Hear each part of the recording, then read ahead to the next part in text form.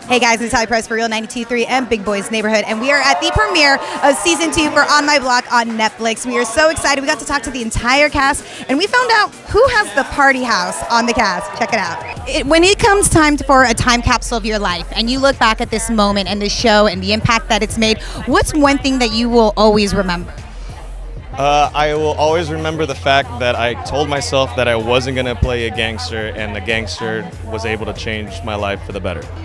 I'm not sure. I think I'll look back and hopefully have this sigh of relief that what I thought wouldn't be attainable or what I strived so hard for happened, and be more chill about it. It could have went a complete opposite way as far as what my first experience was like, and we all love each other and we all support one another, and yeah, I'm just so happy to be working with the people that I do. I feel so lucky because it's my first series regular, and to be on a show where I get to represent, something that I grew up watching. Like when I grew up, I had Will Smith and Martin to watch and Eddie Murphy and those guys, and I feel like there hasn't been a funny black character, of this type in so long in this setting, in a show that can be so comedic and so dramatic at the same time.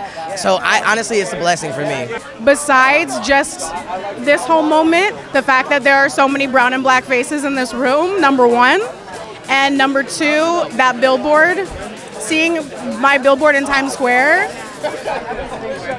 that was like a moment for me and my mom.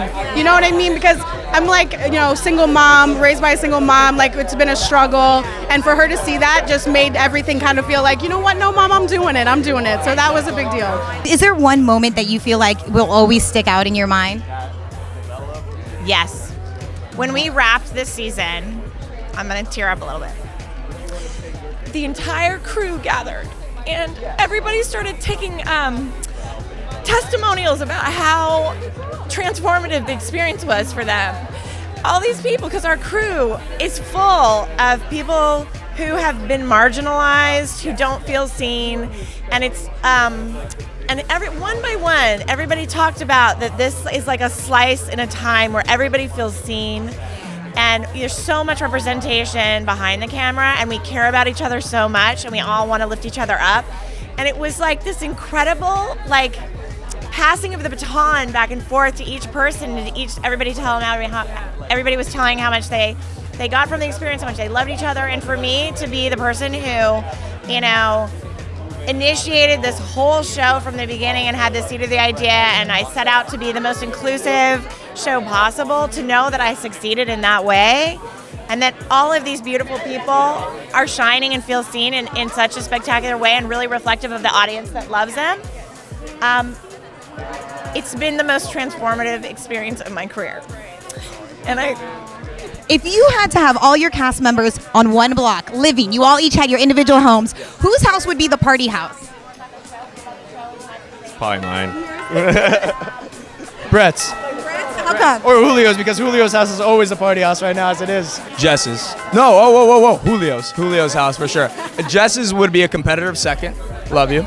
But Julio has, he's kind of fathered us all. Julio, because it's that party house now. Okay. That's where everybody flocks to. It's if you want to know where Jason, Danny, they're all at Julio's. I think my house would be the party house because I'm Spanish and I don't like quiet. I have to put on noise to go to sleep, so I could just see people coming in and out, and I would not mind at all. Okay. Me or Sierra? Oh. Yeah. Okay. Oh, Jessica. Believe it or not, Jessica. Yeah, because she's such a good host. That's actually where we normally have a lot of our parties. Yeah, she's a great host. She can cook. Who's keeping the Christmas lights up all year long? Jason, because he didn't know they were there. I think Jason would, just so you'd have that selfie lighting. So not even for the aesthetic of Christmas, but just so you could get that shine. Jason. Just like a procrastinator all the way. Yeah, he'd be too lazy to take them down. He's probably going to get mad at me for saying that, but that's okay. That's either Brett because he's too festive, or Diego might just be too lazy to take them down. Okay, because I'm going to tell you this. Everyone said you. Me? Why? They were just he didn't know they were there, or maybe he didn't want to take them down. He's going to use them for festive light. I was like, okay. You know what? You're right. Okay. Brett. Yeah, definitely. Me. Why? 100% me. Because I want it to feel festive and happy, and you're going to have a good time. Sorry. Whose house would have the best food, though? Jason's. Why? He's a cook, and he's a fantastic cook, and his fried chicken is just... You know what, Jason, because I feel like he has all the Spanish seasonings that I would forget at the store. But I would say Diego, because Diego probably has the most full stocked fridge of like all water and like protein snacks and like, you know, I want to at some point have some muscles somewhere. Julio. Julio's the best cook ever. I'd go ahead and say Julio again, just because he's like, the proof is in the pudding, and like Responsible to stock it. we have dinners there all the time, so I'd want to keep that up. So I'd rate his fridge. As a Latino actor, I know that you guys have changed so much already, but do you sometimes feel that maybe Hollywood still is taking a little bit too long? Always, since day one. I mean, we're just telling stories, so why can't anyone tell the story? It's a voice to the youth, you know, a voice to the streets, and it shows a story that needs to be told, you know, and I'm glad that it's on Netflix, you know, like big praises to Netflix for, you know, trying, you know, for telling this story in this way. What it comes down to is it comes down to humanizing people. I grew up with a lot of spookies. I have relatives who are spookies.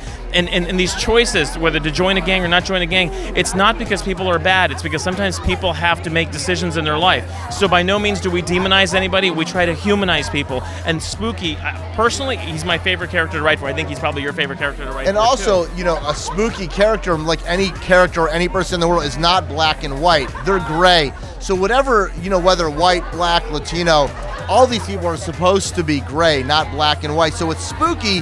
It's not like you woke up one day and said, oh man, it would be awesome to be in a gang. For the family.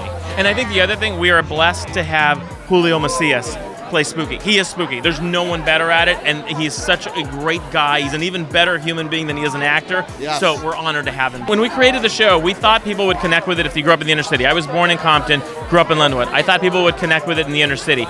We're blown away by people in India, in Brazil.